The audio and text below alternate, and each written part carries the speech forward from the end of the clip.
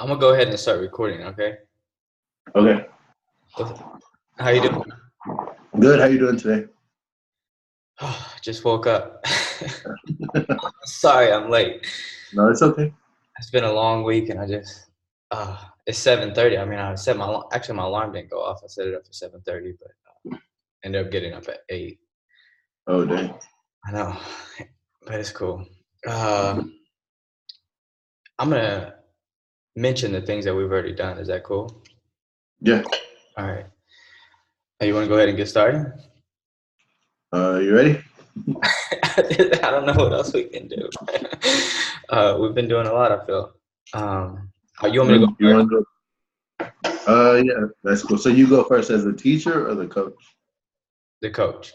Coach. Okay. Yeah, that's fine. See, that's why this is so hard for me because we're gonna have to do it twice, and it's gonna be because we're gonna have the same Right. conversation. Right. But so hello. I can't. Hi. How's your summer going? Good. Pretty good so far. Do you have any Just plans? working on some classes. I'm sorry. Good. You're working on classes already? Yeah. Coursework. Oh, studying. I thought you were Right. talking about your classes. No, not yet. Not yet. Do you have any plans for this summer other than studying? Not really. That's gonna be my main focus. It's my first semester, so want to start off strong and focus on that for a while. How many classes are you taking this summer?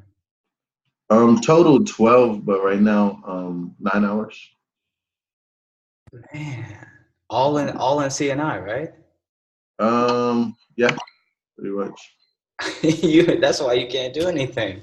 Right? I have 9 and I have one long summer. So I understand. You got 12? Yeah, trying to knock it out. It's only 30, so I was like, So what's your you know, plan? Like your long-term plan? Obviously, you said we met prior to this and you said you just started. So what are you long-term? right? Ultimately, I want to be an academic coach, or a curriculum coordinator. Just be able to have that flexibility. If I didn't want to be in the classroom for the rest of my tenure in education. Exactly. I know exactly how you feel. I want to be a curriculum coordinator. Not really. I think we talked about this before. I'm not into academic coaching. They had Right. they made me pick one, so I picked academic coaching. But I would love to go into coordinating curriculum. I just like to build curriculum. Right. But I would like to mention so far we have already worked together. I sent out a Google a Word document, and you put it into Google Docs about how we're going to start this collaboration. And so thank you for that because you added a lot of questions already that I didn't have. And I felt like I was missing a lot because I know there needs to be questions along the way. So I appreciate the help. No problem. Definitely. Thank you for drawing that up too. That was awesome. And so in talking about this, we decided we would talk about our strengths and our weaknesses. And so did you come up with any? Yeah, definitely for Well, I as guess far I guess I should. Sorry to cut you off. I guess we should. Should I go through the cycle first so we can get a vision of what we're going through right now, or should we just go ahead and jump right in? you can go through the cycle just so we're both on the same page. Okay, so from what I know about the cycle, we'll go. It's basically what a classroom looks like. I mean, for me, what the classroom would look like. I work with my students. Like I learn from my students directly, so I'm constantly learning from them. I don't feel like I do much for them, so because I'm just constantly catering my techniques and my style to them. So I think this is much the same. Uh, we introduce ourselves. We go. I use the gradual release model, and so but what's different than most teachers, I think, is I start with the introduction day, and I think this is what that is because I want to see where they're already at. I don't want to teach them something they already know, and I also want to know their background knowledge so I can pull from that. So I call it an introduction day just so I can get a better shot at the target, my objective, to see what my objective actually looks like, um, not to just put an objective out there, and then Right. and then we'll go through some practice. which is called data collection. And we'll collect data for you so we can measure your progress. And then we'll evaluate that. We'll reflect upon that. And then I think that's where we get into the real cycle of things after reflection. Right. That's what it looks like. Okay, sounds good. All right. So strengths and weaknesses. Let's see. For strengths, definitely I feel like I'm really engaging. So my engagement. I use a variety of techniques, a lot of kinesthetic things, a lot of visual representation, sometimes acting out. Just depends on the situation and the lesson for that day. How do you engage them, if I might ask? I mean, I would love to be more engaging. Definitely from the beginning, try to establish that connection. A lot of visual communication, a lot of shaking everybody's hand before they come inside. Make sure you know everybody's name. I do like personalized handshakes as the year progresses before we enter, and that does a lot for establishing trust and communication. Um, as far as in the classroom, definitely using a lot of kinesthetic, a lot of movement. I noticed if there's too stagnant, especially I teach second grade primarily for the last 2 years. I noticed if they're seated for a long time, they lose focus really quickly. So a lot of movement around the classroom, a lot of table work, a lot of group activities, partner work. Your classroom sounds like mine, and I'm being serious when I say it, like not for the video, but I would love to work together actually in real life because I think I could learn a lot from you because I think our styles are the same. From what you just said, like I'm all about movement. My entire approach is movement, and that's what I was gonna talk about. Anyway, we'll talk about that in my conversation. What do you find that are your weaknesses? But I would like to connect your strengths to your weaknesses, therefore, so we could build from your strengths to your weaknesses, not just isolate your weaknesses. Right. As far as weaknesses, one that really sticks out of my mind, that I've gotten a little bit better on the second year is transitions. Like during transition time, a lot of times it's hard to. I find it difficult to go from doing an activity where it's movement and then going back to our seats and start working. A lot of times, it's hard for the kids to switch gears, and you notice that, but I can't. It's hard for me to find a way to make that smooth and make that time period smoother. And I feel like sometimes, not too much, but we lose a little bit of instructional time during those periods as well. I see this a lot. I mean, I haven't been in a lot of classrooms, but I understand your frustration with that. I feel this is what I've said to my friends. Transitions are like articles in a sentence. Try to write a sentence without articles. It's very difficult to write without articles. It seems like a small thing, but it's so big in the grand scheme of things. So what I use, if I could tell you, I don't know if that's appropriate at the moment, but cue and response or attention grabbers. Do you do that? Yeah. Like, but I make up my own. So, for example, I was in the military, like I said, and I'll give you one real quick, but it's gonna get a little loud. I go, whoa, oh no, and the kids go, shana na na na na no, and so that, but it's really loud in class, so that automatically cues them, and they respond immediately. Like everything in my class is a cue and response, just for the purpose of transition. I think they're just called attention grabbers, but I use them for transitions at all times. Like when we line up, I'll say straight, and they say we are great. So it's just very simple things. Like all the time, though, I keep that in the back of my head and in the back of their head. I think that would. Do you do those? I think you probably do. I actually do have a few of them, like macaroni cheese. Everybody freeze. Hocus pocus. Everybody focus. Do you use a gesture with it as well? I find that like very, because when I say hocus pocus too, and I go wave my hand like I'm right. and I shoot it at them. Oh wow. Okay. I actually don't really do too much movement with it. Like the only one would be macaroni and cheese. Everybody freeze, but that's just them looking wherever I am. But I think that would help, and that would be an opportunity to incorporate movement with the. Every I come from an ESL background, Mhm. so everything for me is movement. Right. Every word has to attach a movement to it. Mhm. But Makes anyway, sense. I would love to see your class. Definitely. So, in talking about transition, how do you think that is important to student learning? Um, Or why do you think that's important to student learning?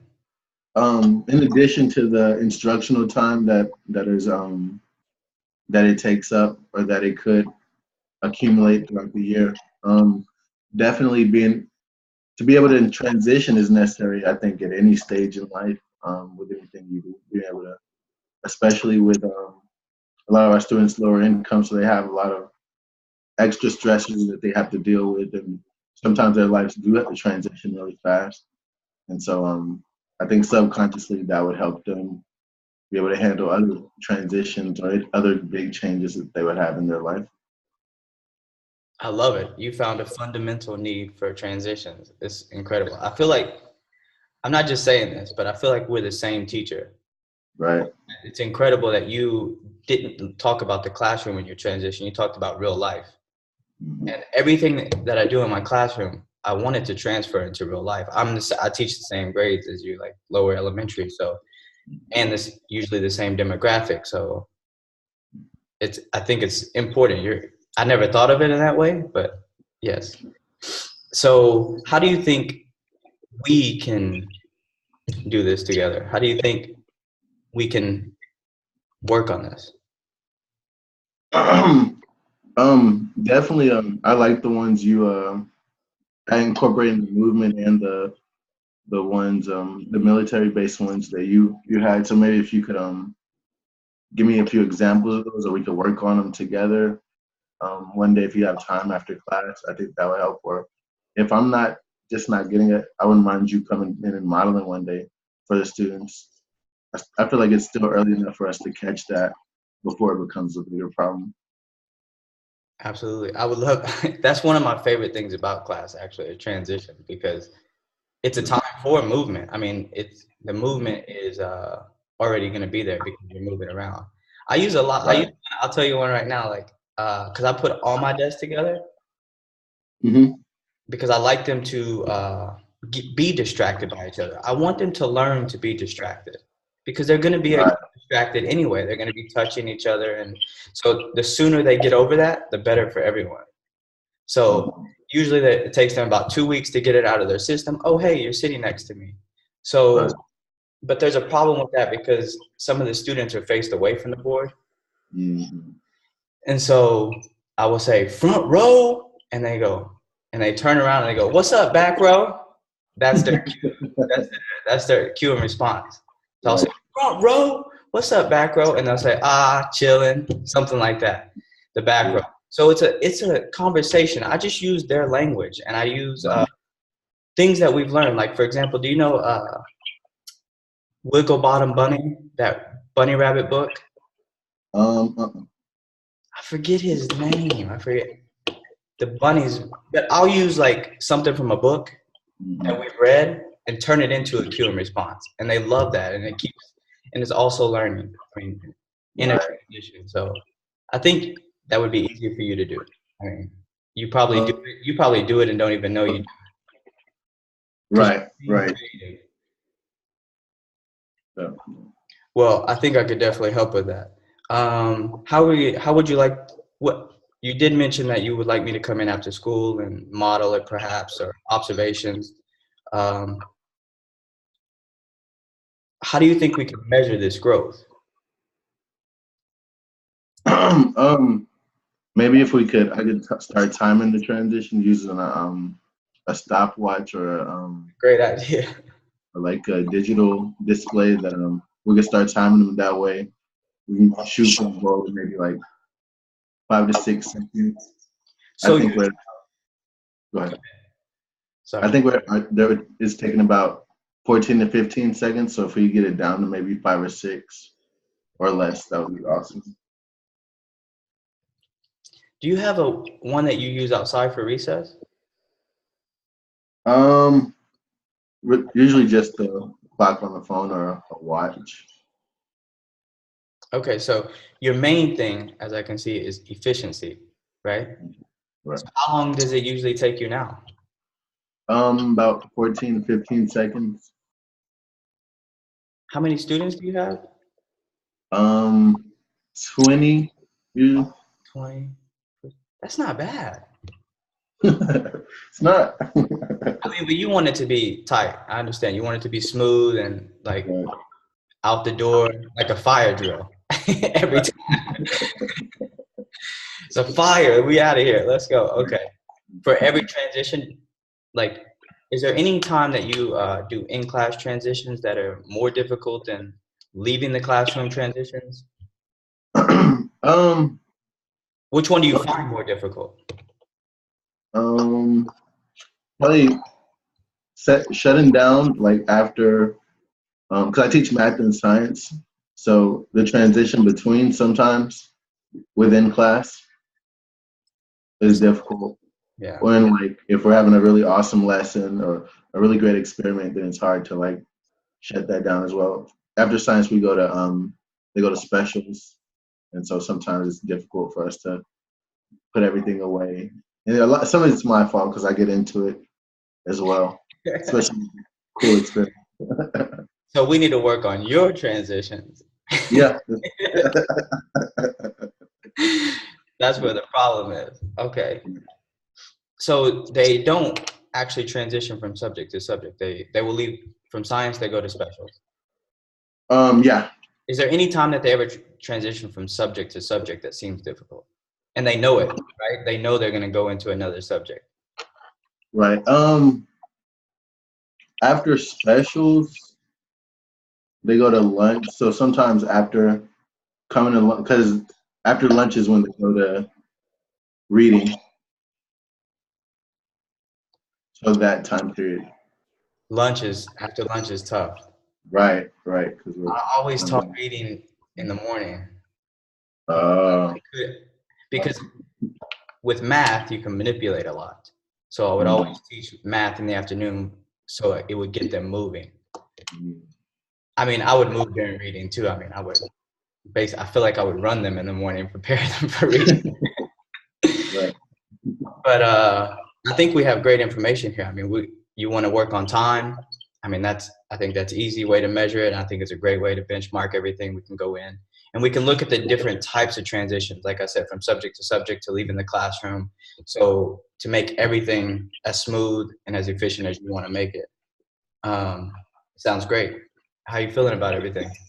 Good. Good. I really like the ideas, and I think with just a little bit of work, that it could be, it could get better like really quick. I think it would take a week. I mean, because you don't have, it seems like you don't have to shift your style at all. They will already be used to your style. So it's like, if it was maybe a different teacher, it would take a little bit longer because they don't have that style of teaching already. Right. A lot like me. So my kids they take on the new ideas very fast because they know that's what I do anyway. So they're just like, oh, okay, this is something new he wants to try out. If it doesn't work, okay. Right. So I think your students would be easily take on to your transitions. Awesome. And then after we gather the data, I guess we'll just reflect on it. And I think personally that's where we learn about everything. Definitely. And so that's, for me, it's going to be a section of like what I learned from you. And that's really the biggest thing for me is learning from you. I feel like, honestly, I could learn a lot from you. And I would love to actually go to your classroom. Right. Likewise. The classroom sounds really fun as well. Well, is there anything else that you Want to talk about? I mean, I feel like we pretty much got everything down. Um, that's all I could think about. So, for our next meeting, should we set a timetable for like a week to check everything? Uh, it's up to you. I mean, whenever you want me to come in, we can decide on time frame or any. It's completely up to you. I'm flexible. All right. I'm gonna try to implement it this next week, like hardcore. So, how about the Monday after Tuesday after next? If it were up to me, I would be there like all day in your class. So just for a week, and we could, if you want to go that hard on it, I would love to. Okay. How about the last week of June should be a good one, the 26th to 30th, All if right, that works for you. I'm free. And I'll start tracking our our transition time. Maybe make it a contest between the different sections. We can get it the lowest, and I think that'll get us going in the right direction. Is your classroom? What are your, if I may ask, what do your incentives look like? You're talking about competition, so yeah. What kind of incentives do you have? Um, Aside from the usual like prize from the treasure box, I have this little goal, a basketball goal, like above the door, and usually like if they get 100 on the daily quiz or um, things like that, they can take a shot. So I guess the class that does the best of it can take a shot. What do they get from the shot? It's a shot, like a basketball shot. Yeah, yeah, I know. But what do they? Not the other kind of shot. What do what do they get from taking the shot? Like, what's the result? If they make it, if they miss it? It's like a running total between the girls and the boys. Oh, it's a girls versus boys. Right, but it's like kind of a semester long thing. So um, I just keep it on the front board, like let them add a tally if they So that's score. that's your long term incentive. Right. So what does the winner get? Um, A an little ice cream trophy? A party. little trophy? That would be nice. Trophies. That's a good idea, though. I'll write that down. I would love to do that. I never thought about that, but little trophies at the end of it. Who MVP? Oh wow, yeah, that's a good idea. But yeah, they love that. I've been using the goal for like the last couple of years. They really like it. Your school sounds Really really. motivated. Yeah, yours too. I have to. Sometimes I have to make it flexible. I have to like. They come into my class. Trust me. I mean, this is off like the record, I guess, if you will. But I have to fight for my way of teaching everywhere I go. Like I have to fight and fight and fight. Like I have to really believe in what I'm doing, or no one else will because they've never seen my approach before. Exactly. So I'm constantly in the classroom, like I'm not usually fighting with the students. The students are engaged, but I'm always fighting with administration. How is he aligned? Is he are they actually learning anything? Are they just having fun? I'm like, Right. like Exactly. I the know what kids you go mean. home and they say, what did you, the parents, I've had this over the years, the kids are asked, what did you do today? We play games. We play. That's never good for me. Right. So I understand. I mean, it's hard. It's been really hard for me, to be honest. I try to make them understand that learning can be fun. Exactly. Students, they already know that. Administration. Right. Does it usually do they usually like start like warming up to your ways or like start understanding?